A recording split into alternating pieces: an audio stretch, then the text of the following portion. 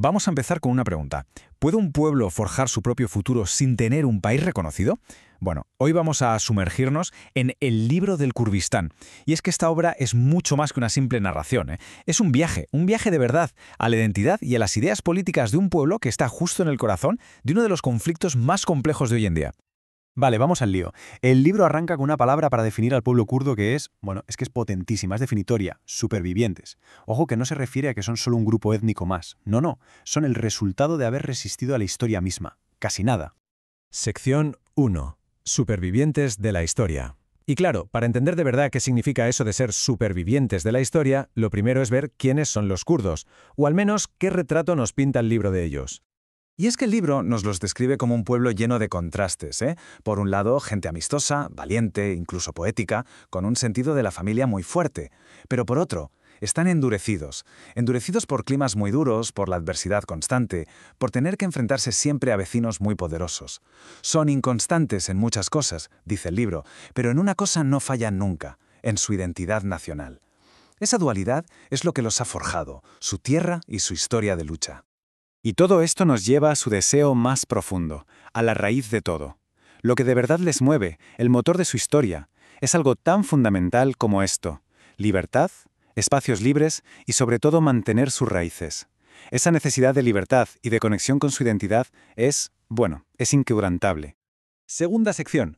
Una nación sin Estado. Porque claro, toda esta identidad tan fuerte choca de frente con una realidad durísima, que es justo el conflicto central del libro. ¿Cómo se puede ser una nación sin tener un Estado? Y aquí el libro nos lanza la pregunta del millón, el gran dilema kurdo. A ver, ¿cómo es posible? ¿Cómo puede ser que un pueblo que lleva miles de años pisando la misma tierra, su tierra, no tenga un Estado propio reconocido por nadie? Es que esa es la gran paradoja. Su tierra es suya, la de sus ancestros desde hace milenios, pero no tienen una embajada, no tienen instituciones formales, todo es, por así decirlo, prestado. Tienen una identidad súper cohesionada, pero les falta ese reconocimiento internacional que solo te da tener un Estado. Vamos con la tercera sección, un tipo diferente de libertad.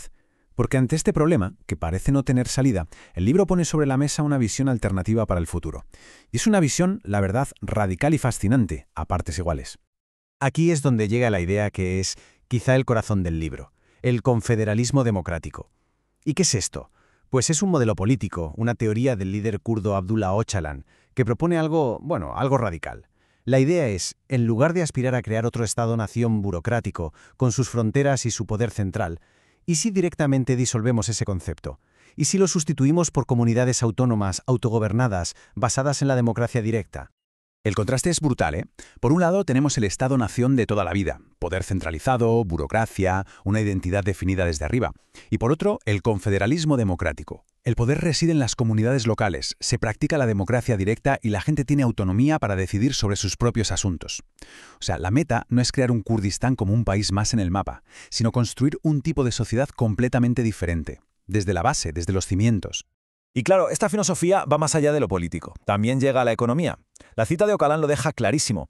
No se trata de buscar el beneficio por el beneficio, ese no es el objetivo. Se trata de implementar una política económica alternativa, que busque una distribución justa de los recursos y que al final satisfaga las necesidades básicas de toda la sociedad. Un cambio de paradigma total.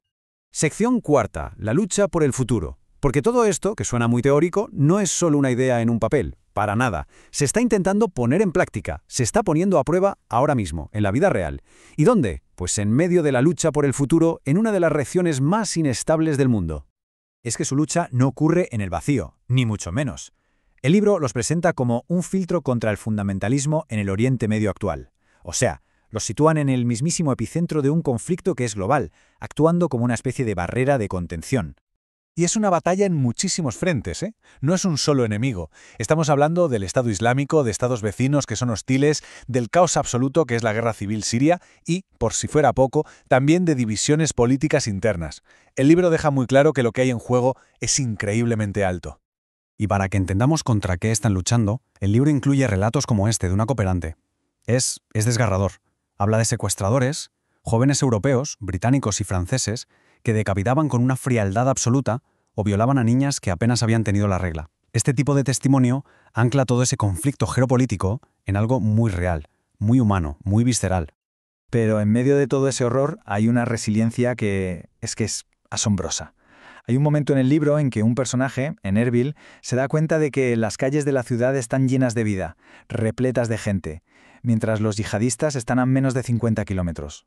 Ese detalle tan pequeño lo dice todo. Esa es su realidad, una vida que florece en una proximidad constante y surrealista con la guerra. Y con todo esto, el libro del Kurdistán nos deja en el aire una pregunta potentísima y que de momento no tiene respuesta. ¿Puede un pueblo sin Estado forjar un nuevo tipo de democracia en una de las regiones más volátiles del mundo?